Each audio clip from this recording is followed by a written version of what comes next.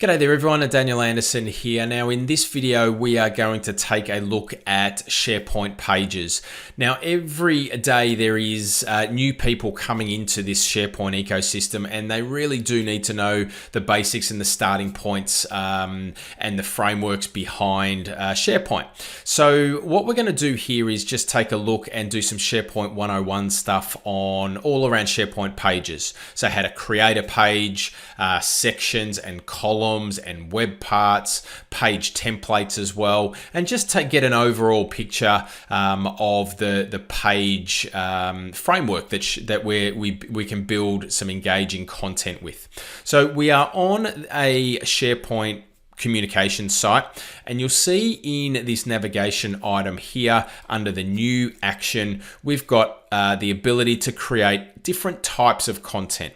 Now the content we're going to take a look at here is page. So let's now create a new page, and we're taken through to this dialog box here. So we've got a section where we can choose from a template. You'll see that this top section is titled Saved on this site, and these are my custom page templates that I've created and I have saved for everybody else to use. You'll also see down the bottom here that we've got a section for the built-in templates. Now these three templates here are what gets shipped with SharePoint, so they're always available for us. And a big thing to note here with our templates, especially anything or any template that you choose or you create, that they are only available on this site collection, so not on any other site. You'll also see that this has been set as the default. So I'm going to just change this custom template to not be the default and just choose one of the built-in ones to be the default to start with. So once we've selected a template, we can create the page. After it's been created, and you can see how fast that is, we're taken to that page and we can start creating our content. Now you can see this page has been made up of a lot of content already as a starting point. All right, so we can choose to remove things, add things, and do whatever we need to do with our content. The first thing I'm going to do is give this a page title, and let's just call it Pages. And you can see that this header section, or the title area, is a large section with a background image and also a title area. So if I edit this web part here, this title area web part, you can see that I've got a number of different layout options that I can choose from for the title area. And when I select each one, you'll see that it dynamically changes on the left. So we've got overlap, we've got image and title, we've got plain, and we've got the color block that was associated to this site. You'll also see that we've got an alignment option, so we can choose either left or center. We can choose to show the text block above the title if we want to. So let's just go above the title, and we can show that. And you can see that appears in a little box above the title. We can also choose to show the published date if we want to. All right, so that's the title area of a page. All right. Now, if we work our way down this page, you can see that we've got what we call sections. Now, sections run horizontally across our page, except for one instance, which we'll touch on in a minute. So sections, and this page is made up of a number of sections. Each section is made up of columns.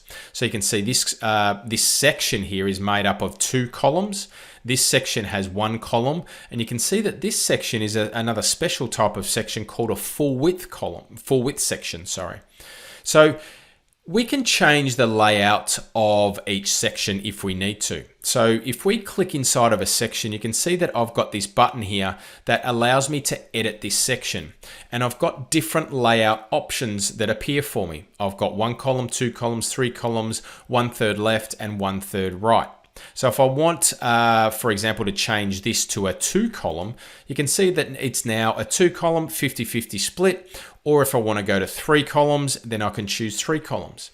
Now, the great thing about each section and each column is that we build the content out with what we call web parts. And these web parts, you can see when I hover over these that they get a black border and they're highlighted around each one, so you know which one that you are interacting with. Now, these web parts, we can just simply drag and drop these across into each section each row that are part of each section. So we can just do our drag and dropping. Now, if we want to add additional content, we need to add a web part first. So when we hover over any part of the page or any part of this section and this column, then what we can do is click the plus button and we're presented with the web part toolbox. And these are all the web parts that you can choose from to add to a page to build out the content of that page. And you can see there are a stack of different options for us. You're initially presented with all of the web parts, but you can filter that down so that you've got a smaller confined list of web parts. So let's say we're looking at something that has to do with documents, lists, and libraries. So if I select documents, lists, and libraries, you can see now that I've got a subset of those web parts that are associated to that particular category. And I can jump back to all if I need to. All right, so we can just add a web part to a column, and then we can build out the content. Now, you'll also see on the left-hand side here in the section vertical toolbox pane here is that we can hit the plus button and we can add new sections to build out our page. So we can add multiple sections to a page and build them out accordingly depending on the type of content that we need. So if we wanted a 2-column layout above this 3-column layout, then I can select 2 columns, and you can see now that I've got a 2-column section above this 3-column section. Now, you'll also see that we can break up these sections and set a background shading on these. So we can select and it comes from the SharePoint theme that you've selected. You can see that we can choose and break up our page so that it's just not all white. We can break up the sections and add background colors to those sections as well. All right. Now, there is one particular section that you see here, a section layout, that is a vertical section. So I mentioned before that sections run horizontally across the page, except for a vertical section. All right. You'll notice here that one thing I can't do is actually add a vertical section. Now, the reason for that is because we've got these full width sections here. So you can't add a vertical section when you have a full width section that has been added to the body of the page. So we would need to change the layout of this page if we wanted to have a vertical section. So I'm just going to go ahead and delete the full width sections that we've got. And now when we come back up to the top and we click vertical section, you'll see that we've got a new section on the right hand side. I can edit this section like we did before, but you'll notice that we don't have different layout options. It's just the single layout. We can, however, have some background shading. So let's make that shading that same color as this section here. And you can see that I've still got the ability to add all of my web parts that I saw before.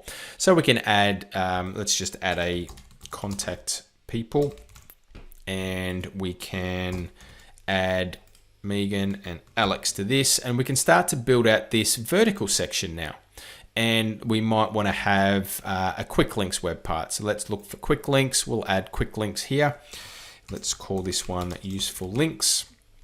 And you can see that this runs vertically and takes up automatically the height of this particular page.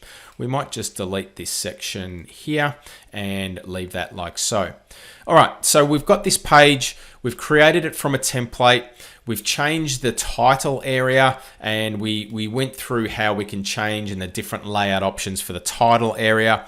We've got sections that run horizontally, except for the vertical section.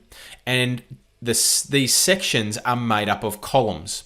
and each section can have a different layout depending on what you want to present. So we've got 1 column, 2 columns, 3 columns, 1/3 right, 1/3 left. So that's the structure of a SharePoint page.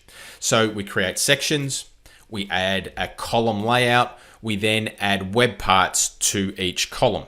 Okay, now when we're ready to go, we can publish this page. Now you'll notice here that it hasn't been published yet. It's just a draft. All right, so nobody sees this page until I publish it.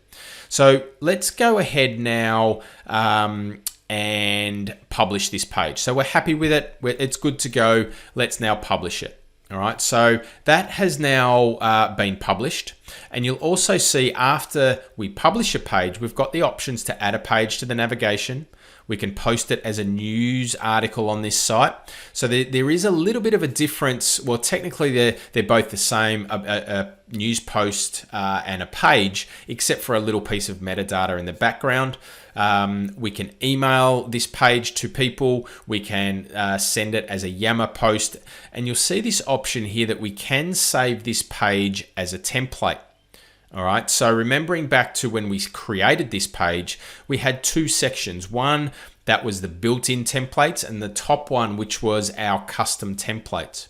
So if we like the layout of this page, it might even have the web parts that we want on it, and we want to then make this available to all of our content authors that are publishing content on this site. We can save this page as a template. So let's go ahead and do that right now. So I want to have this page reusable. So let's call this Daniel's default template. And what we can now do is top right hand corner, save page template, and that now has become a page template.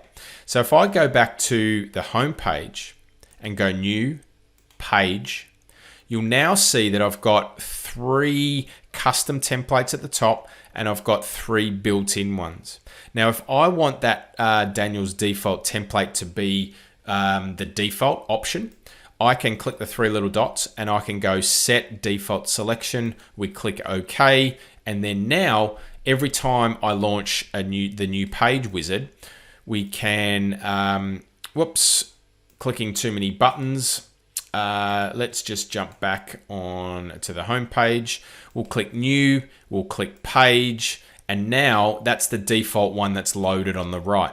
And when I click create page, that page is going to be created based on that template. And you'll notice that it's got the layout, it's got the vertical section that I've added, and it's got even the 2 web parts that I've added to that page. We are now good to go and starting to create our content. All right, so there we have it. SharePoint pages are made up of sections and columns and web parts, and we've gone through each of those. So I hope that brings you some value.